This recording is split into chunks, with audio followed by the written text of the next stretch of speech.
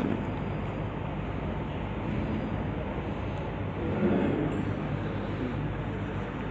بسم اللہ الرحمن الرحیم۔ تعلیم دین کورس بنین سال دوم، حدیث مبارکہ کا سبق ہے ریاض الصالحین، کتاب کھول۔ یہاں سے انشاءاللہ آج سبق ہے باب تحریم النمیمت۔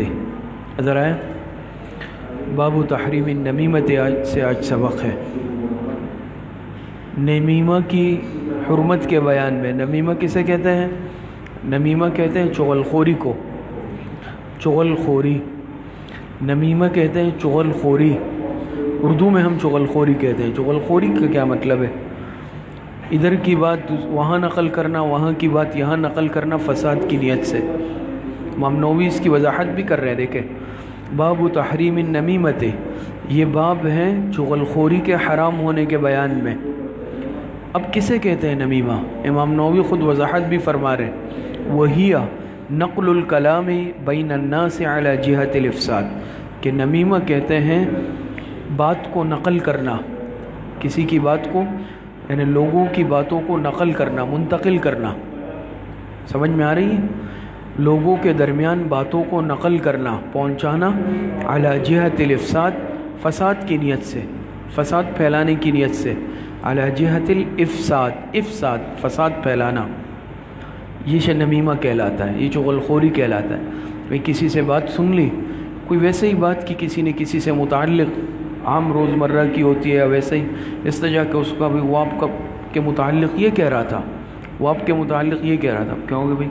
اختلاف ہو گیا، لڑائی جھگڑا ہو گیا، دل کے اندر کدورت آ گئی، ان کی بات یہاں لایا۔ اردو میں اس کو لگائی بجائی کہتے ہیں، بہت ہی بری عادت ہے، تو یہ نمیمہ کہلاتا ہے۔ امام نووی رحمۃ اللہ علیہ کی عادت ہے کہ باب قائم کرنے کے بعد حدیث ذکر کرنے سے پہلے اگر اس سے متعلق کوئی قرآن کی آیت ہے پہلے وہ لاتے ہیں، قرآن کریم کی آیت لاتے ہیں، پھر اس کے بعد جو ہے حدیث مبارکہ شروع فرماتے ہیں۔ تو دیکھیں قرآن کریم کی دو آیتیں لائے ہیں۔ قال اللہ تعالی حماز مشاء بنمیم، حماز مشاء بنمیم۔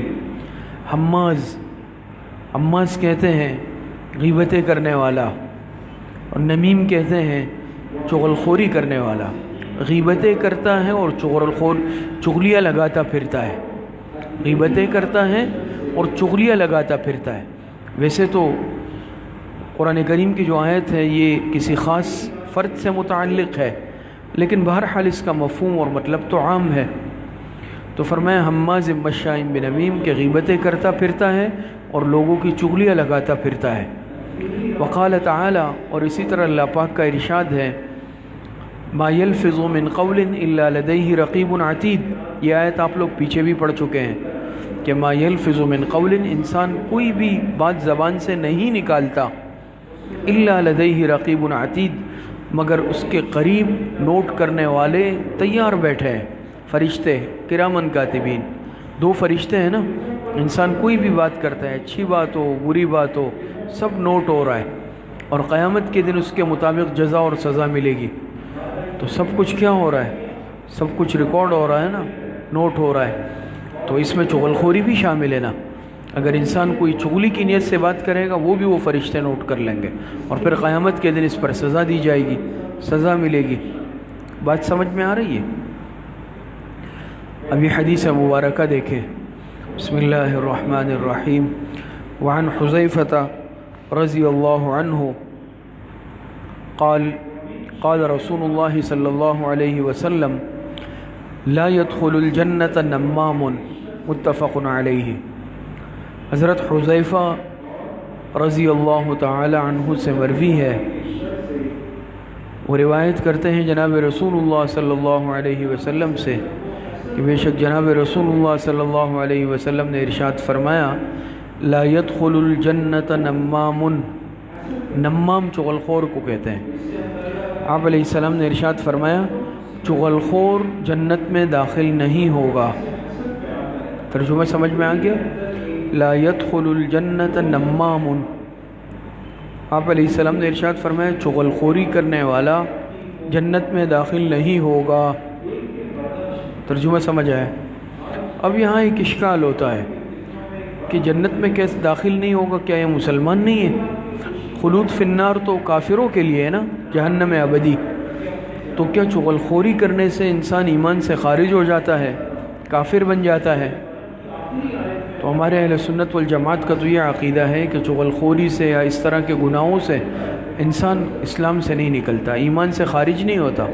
گناہگار ضرور ہوتا ہے، ایمان کمزور ہو جاتا ہے، لیکن کافر نہیں بنتا.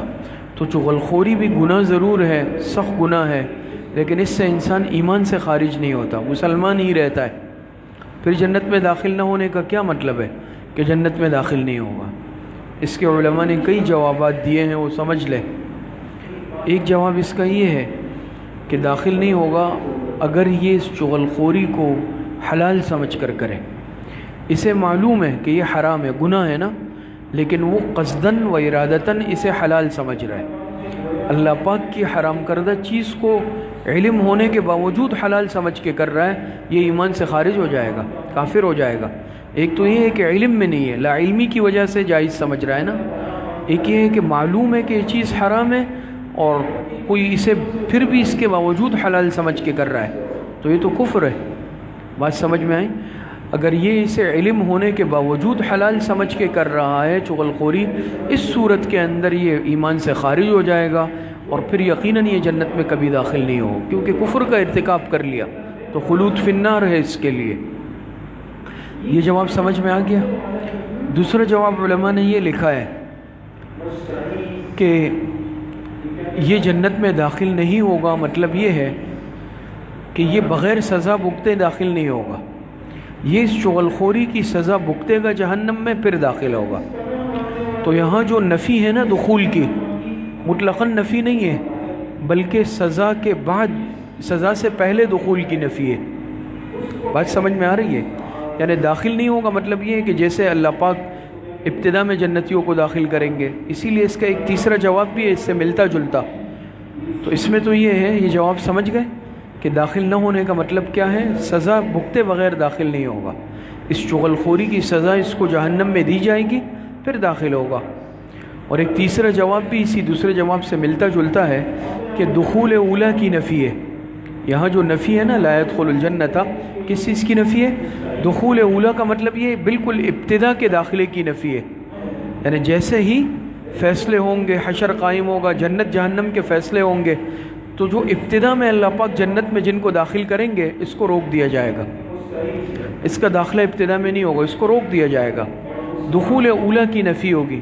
ہاں بعد میں پھر داخل ہوگا، ابتدا میں داخل نہیں ہوگا. تو یہاں پر مطلقاً نفی نہیں ہے. یہاں پر جو نفی ہے یا تو مطلب کیا ہے کہ سزا بھگت کر جائے گا، یا ابتدا میں روک لیا جائے گا اور بعد میں اللہ پاک کی مہربانی ہوگی، چاہیں گے تو داخل کر دیں گے. بہرحال اب مطلب سمجھ میں آیا کہ جنت میں داخل نہیں ہوگا، سزا بھگت کر جائے گا، بغیر سزا بھگتے نہیں جائے گا، یا بالکل شروع میں نہیں جائے گا جنتیوں کے ساتھ، بعد میں اللہ پاک چاہے تو داخل کر دیں. یہ بات سمجھ میں آ گئی. لیکن اس سے معلوم ہوتا ہے کہ چغل خوری اتنا بڑا گناہ ہے کہ انسان کے جنت میں داخلے سے یہ چیز صفت مانع بن جاتی ہے. صحیح یا نہیں ہے؟ اور اس کی وجہ سے اللہ پاک کی پکڑ آ جاتی ہے. یہ سمجھے؟ آگے دیکھیں. بسم اللہ الرحمن الرحیم.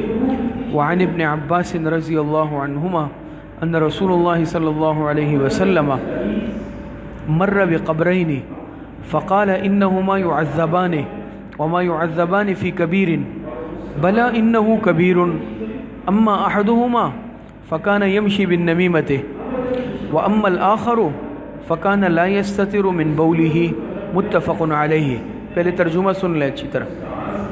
حضرت عبداللہ ابن عباس رضی اللہ تعالی عنہما سے مروی ہے، وہ روایت کرتے ہیں کہ بے شک جناب رسول اللہ صلی اللہ علیہ وسلم کا گزر ہوا دو قبروں پر سے آپ علیہ السلام کا گزر ہوا.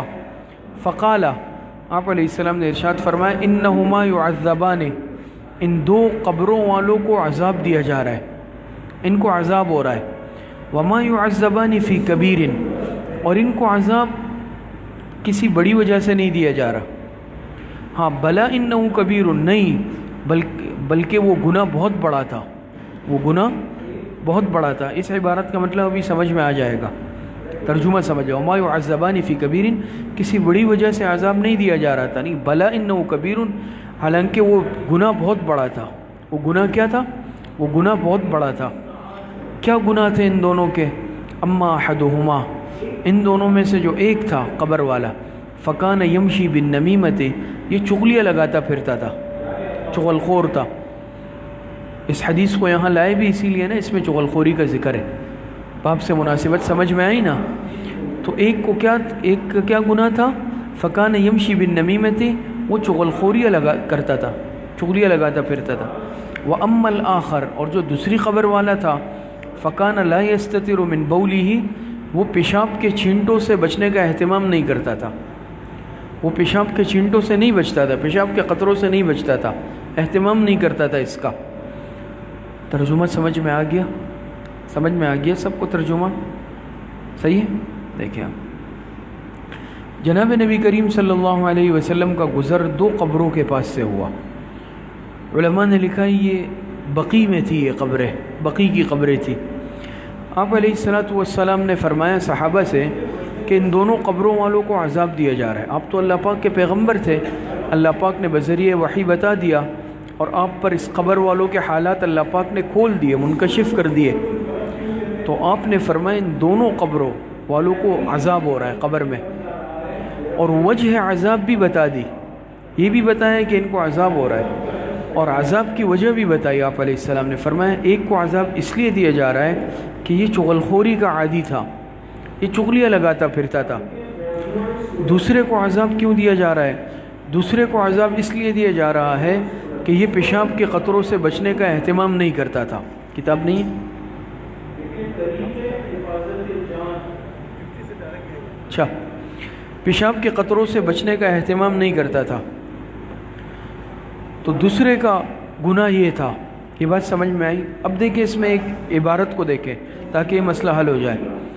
آپ علیہ السلام نے فرمایا وما يعذبان فی کبیر, ان دونوں کو کسی بڑی وجہ سے عذاب نہیں دیا جا رہا تھا. بلا انہ کبیر, نہیں بلکہ وہ گناہ بہت بڑا تھا. پھر کیا مطلب ہے کہ بڑی وجہ سے عذاب نہیں دیا جا رہا؟ خود آپ علیہ السلام آگے فرما لیں بلکہ وہ گناہ بہت بڑے تھے, گناہ بہت بڑے تھے. پیشاب کے چھینٹوں سے نہ بچنا, ناپاکی کی حالت میں عبادت ادا کرنا, نمازیں پڑھنا, یہ بہت بڑا گناہ ہے. اور چغل خوری کرنا یہ بہت بڑا گناہ ہے. جب یہ بڑے گناہ ہیں اور خود آپ علیہ السلام آگے فرما رہے بلا انہ کبیر, تو پھر وما يعذبان فی کبیر ان کا کیا مطلب ہے؟ کچھ اشکال سمجھ میں آ رہا ہے نا, کہ فرمایا کہ بڑی وجہ سے عذاب نہیں دیا جا رہا تھا, حالانکہ خود آگے فرمایا کہ گناہ بہت بڑا تھا. 2 جواب اس کے دیے, غور سے سمجھ لیں اچھی طرح. ایک مطلب اس کا یہ ہے وما يعذبان فی کبیر, ان کے خیال میں یہ بڑے گناہ نہیں تھے, یہ اس کو بڑا گناہ نہیں سمجھتے تھے. جو چغل خور تھا وہ اس کو معمولی گناہ سمجھ کر کرتا رہتا تھا, حالانکہ چغل خوری بہت بڑا گناہ تھا. وما يعذبان فی کبیر, جو عذاب دیا جا رہا تھا نا, ان کے خیال میں وہ گناہ بڑا نہیں تھا. اور جو پیشاب کے قطروں سے چھینٹوں سے بچنے کا اہتمام نہیں کرتا تھا, تو اس کے نزدیک بھی یہ گناہ بڑا نہیں تھا. وہ اس کو چھوٹا معمولی سمجھ کے نظر انداز کرتا تھا, حالانکہ ناپاکی بہت بڑا گناہ ہے, قصداً و ارادتاً. کچھ بات سمجھ میں آ رہی ہے؟ ایک جواب سمجھ میں آیا وما يعذبان فی کبیر, کہ ان لوگوں کے خیال میں وہ گناہ بڑا نہیں تھا, ان کے زعم میں وہ گناہ بڑا نہیں تھا, حالانکہ در حقیقت بہت بڑے گناہ تھے. ایک جواب سمجھ آیا. دوسرا جواب سنیں. دوسرا جواب علماء نے دیا ہے کہ اس کا مطلب یہ ہے کہ اس گناہ سے بچنا کوئی بڑی بات نہیں تھی, مشکل بات نہیں تھی. چارجنگ پہ لگا دیں. وما يعذبان فی کبیر, یعنی کبیر سے مراد کیا ہے؟ ان گناہوں سے, یعنی جس گناہ کی وجہ سے عذاب دیا جا رہا ہے نا, اس گناہ سے بچنا کوئی مشکل نہیں تھا. ہمت چاہیے تھی, بڑی بات نہیں تھی, مشکل بات نہیں تھی, لیکن انہوں نے گناہ سے بچنے کا اہتمام نہیں کیا. بھئی چغل خوری انسان کر رہا ہے, اگر انسان چاہے تو یہ عادت چھوڑ نہیں سکتا, آسان ہے نا, چھوڑ دے. پتہ ہے بھئی گناہ ہے, عذاب آخرت میں, لیکن انہوں نے اس سے بچنے کا اہتمام نہیں کیا. تو ایک دوسرا مطلب سمجھے, وما يعذبان فی کبیر, کبیر کا مطلب یہ ہے اس گناہ کا چھوڑنا بڑی بات نہیں تھی. پیشاب کے قطروں سے بچنا کیا ممکن نہیں ہے؟ اس سے بچنا ممکن ہے، چینٹوں سے بچنا ممکن ہے، لیکن اس نے جو ہے اس کا اہتمام ہمت نہیں کی۔ تو دوسرا مطلب یہ ہے کہ ان گناہوں سے بچنا بڑی بات نہیں تھی، لیکن یہ نہیں بچا، اس لیے اس کو عذاب دیا جا رہا ہے۔ تو آپ حضرات دونوں مطلب سمجھے اس کے؟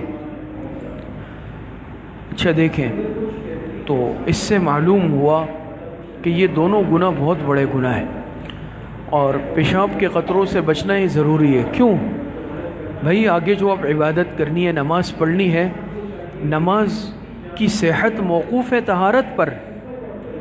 سمجھ میں آ رہی ہے؟ نماز کی صحت یعنی نماز کا صحیح ہونا یہ تو موقوف ہی طہارت پہ ہے کہ کپڑے پاک ہو، بدن پاک ہو۔ ہم شرائط میں نہیں پڑھتے، نماز کی شرائط میں کپڑے پاک ہونا، بدن پاک ہونا، جگہ کا پاک ہونا ضروری ہے نا۔ ایک قطرہ بھی اگر لگ گیا تو آپ مجھے بتائیں کہ کپڑے ناپاک نہیں ہوں گے؟ ہوں گے۔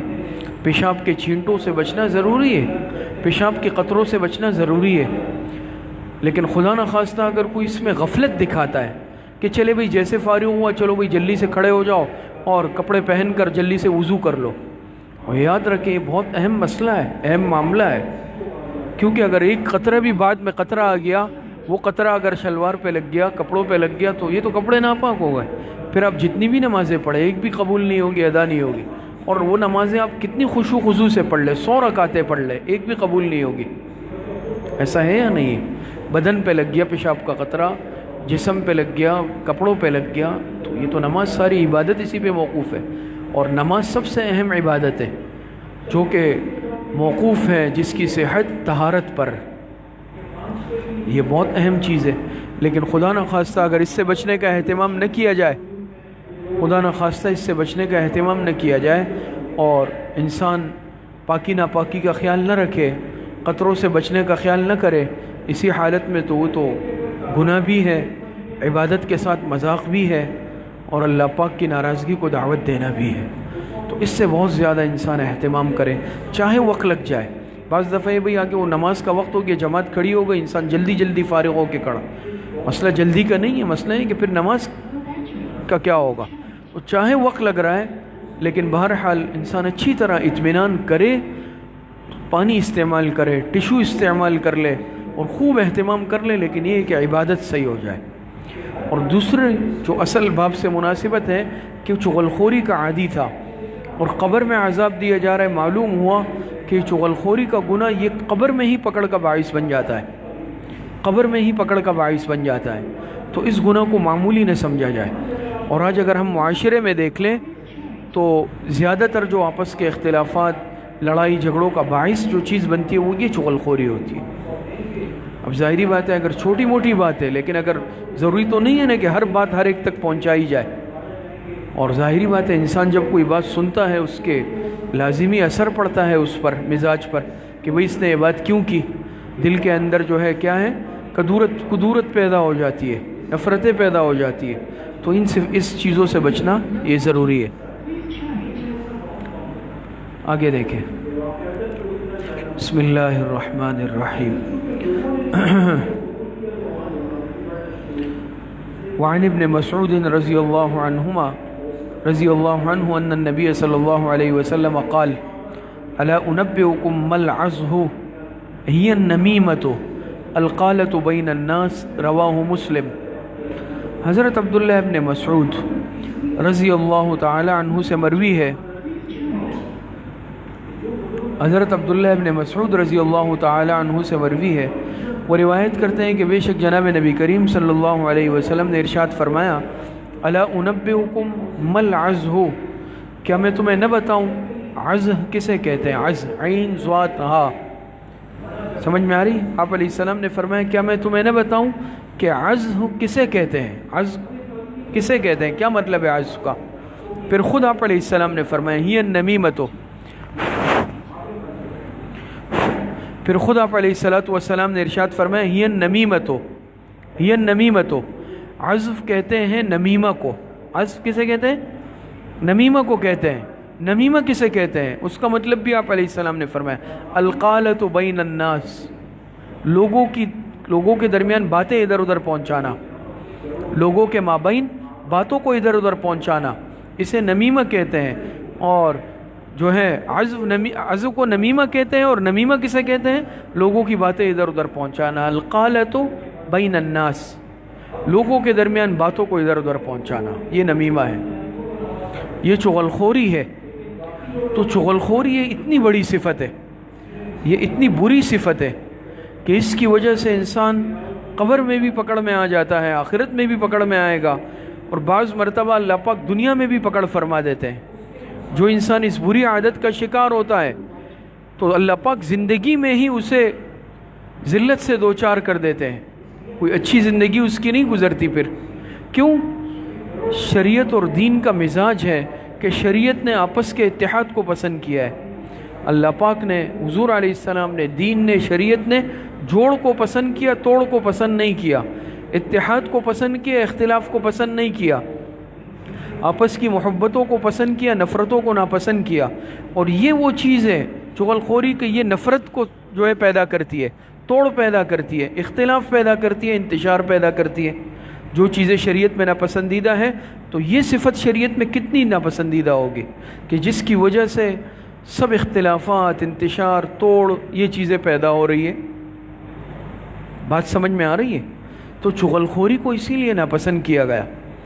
تو یہ صفت خدا نخواستہ اگر کسی میں ہے، بعض ہوتا ہے اس طرح، تو یہ بہت ہی نامناسب عمل ہے، صفت ہے۔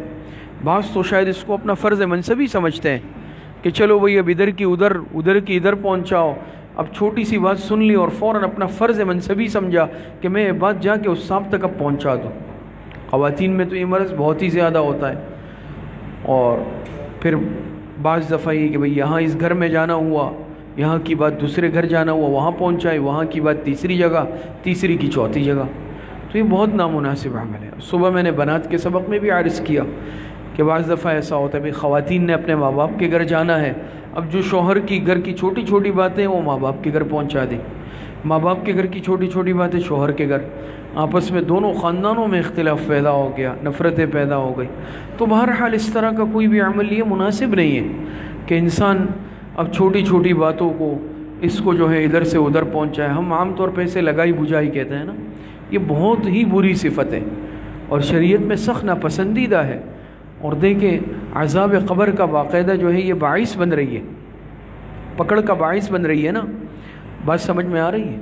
تو بہرحال یہ باب جو آج ہم نے پڑھا، باب تحریم النمیمت، چغل خوری کے حرام ہونے کے بیان میں، تو اس سے اندازہ ہوتا ہے کہ چغل خوری کتنی بری صفت ہے کہ اس کی وجہ سے انسان، اللہ پاک انسان سے ناراض بھی ہوتے ہیں، اور قبر میں انسان کو عذاب بھی دیا جاتا ہے، اور دنیاوی نقصانات بھی بے شمار ہوتے ہیں۔